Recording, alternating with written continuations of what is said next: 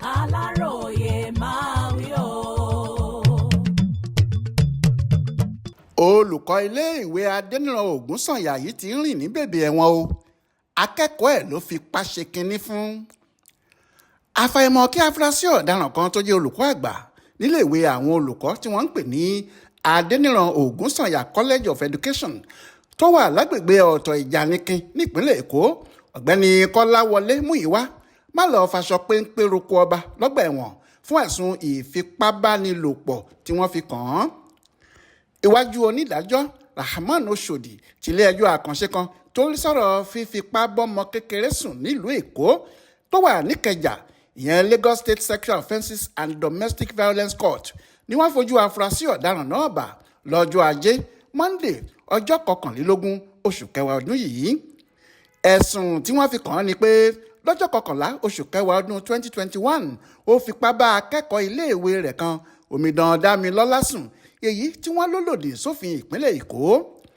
Agbèfọ́ba ọ̀gbẹ́ni BT Ìbóyè àti abilékọ ID Ṣọ́láàrin tí wọ́n fojú afurasí ọ̀daràn náà balẹ̀ ẹjọ́ rọ adájọ́ pé kó ṣèdájọ́ tó yẹ fún olùjẹ́jọ́ náà. Bó tilẹ̀ jẹ́ pé ọmọ ọdún 18 ni akẹ́kọ̀ọ́ ọ̀hún, síbẹ̀ ó fipá bá a sùn ni wọ́n ní ohun tó ṣe kò dáa. Aláròyé gbọ́ pé ọjọ́ 6 oṣù kejì ọdún 2023 ni ẹjọ́ afurasí ọ̀daràn náà kọ́kọ́ wáyé ní kóòtù ọ̀hún, ṣùgbọ́n afurasí náà takú pé òun kò jẹ̀bi àwọn ẹ̀sùn tí wọ́n fi kan òun. Nígbà tí ẹjọ́ ẹ̀ wáyé lọ́jọ́ Ajé Monday ọjọ́ 21 oṣù yìí ni olùjẹ́jọ́ náà ṣàlàyé lẹ́kùnrẹ́rẹ́ ohun tó wáyé láàrin òun àti akẹ́kọ̀ọ́ tí wọ́n ló fipá bá sùn. Gẹ́gẹ́ bó ṣe wí, ó ní baálé ilé ni mí, mo níyàwó sílé, bẹ́ẹ̀ ni mo ti bímọ. Ní kúkúrú, Ọlọ́run ọba fún mi ní ìdílé aláyọ̀ tó dáa.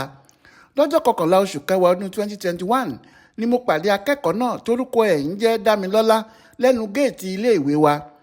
Lóòótọ́ ni mo dẹnu ọ̀rẹ́ kọ akẹ́kọ̀ọ́ náà, mo ní kó gbà fún mi láti jẹ́ ọ̀rẹ́kùnrin ẹ̀ lásán ni, òun náà sì gbà fún mi lọ́jọ́ yìí.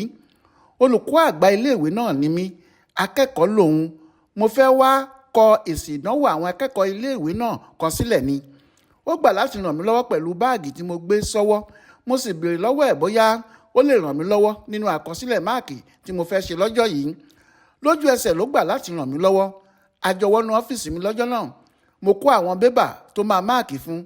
Ó ṣe díẹ̀ lára ẹ̀ ló bá lóun ti ń lọ pé òun ní ìpàdé pàtàkì kan láti ṣe. Mo sọ fún un pé kó padà wá bó bá ṣe tán níbi ìpàdé náà. Ó sì gbà pé òun máa padà wá parí iṣẹ́ náà.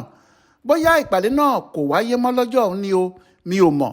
Kò pẹ́ tó tún fi padà dé lọ́jọ́ yìí, ó sì bá mi parí àwọn iṣẹ́ náà. Kò pẹ́ làwọn NEPA múná wọn dé.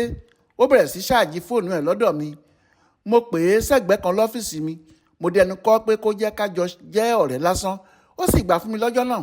Kò pẹ́ tá a sọ̀rọ̀ náà tán làwọn akẹ́kọ̀ọ́ míì wọlé dé. Àwọn kọ̀ọ̀kan fẹ́ fi iṣẹ́ àmúrelé wọn sílẹ̀ lẹ́yìn iṣẹ́ ọjọ́ náà. Mo lọ sílé ìwé LASU níbi tí mo ti ń kẹ́kọ̀ọ́ kún ìmọ̀ ẹ̀kọ́ ìwé mi Masters Program. Nígbà tó máa fi dọjọ́ 13 oṣù kẹwàá ọdún yìí kan náà, olórí ẹ̀ka ètò ẹ̀kọ́ HOD tí mo wà pè mí sọ́fíìsì ẹ̀. Ó ní ṣé mo mọ akẹ́kọ̀ọ́ náà. Mo ní mo mọ̀ ọ́ dáadáa pé ọ̀rẹ́bìnrin mi ni. HOD ọ̀hún ló sọ pé àwọn ọlọ́pàá agbègbè náà ń wá mi pé wọ́n fẹ̀sùn kàn mí pé mo fipá bá akẹ́kọ̀ọ́ náà sùn, ṣùgbọ́n mo ní kì í ṣòótọ́ lẹ̀sùn náà. Lẹ́yìn náà ni mo lọ sílùú Iléṣà fún ti ìnáwó òkú kan. Ibẹ̀ ni mo wà tí HOD mi tún fi pè mí pé àwọn ọlọ́pàá ń wá mi lórí ọ̀rọ̀ Dámilọ́lá sẹ́ẹ̀, akẹ́kọ̀ọ́ iléèwé náà tí wọ́n ní mo fipá bá sùn. Mo sì ṣàlàyé lẹ́kùnrẹ́rẹ́ fún ohun tó wáyé láàrin èmi pẹ̀lú ọmọbìnrin náà.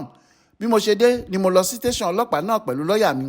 Ọjọ́ 5 làwọn ọlọ́pàá náà fi tì mí mọ́lé lórí ọ̀rọ̀ ọ̀hún. Ẹ̀sùn fífipá bá obìnrin sùn ni wọ́n fi kàn mí. Mi ò fipá bá ọmọ náà sùn rárá o. Lọ́jọ́ tí mo rí i ni mo dẹnu ìfẹ́ kọ̀, ó sì gbà fún mi. Ó wá bá mi ṣiṣẹ́ lọ́fíìsì mi. Láàrin 30 ìṣẹ́jú ó ti parí iṣẹ́ náà. Kò sí nǹkan kan láàrin wa. Ọ̀rẹ́ lásán ni mo fẹ́ yàn. Mo fẹ́ máa bá a yanjú àwọn ìdojúkọ tó bá ní nílé ìwé náà ni.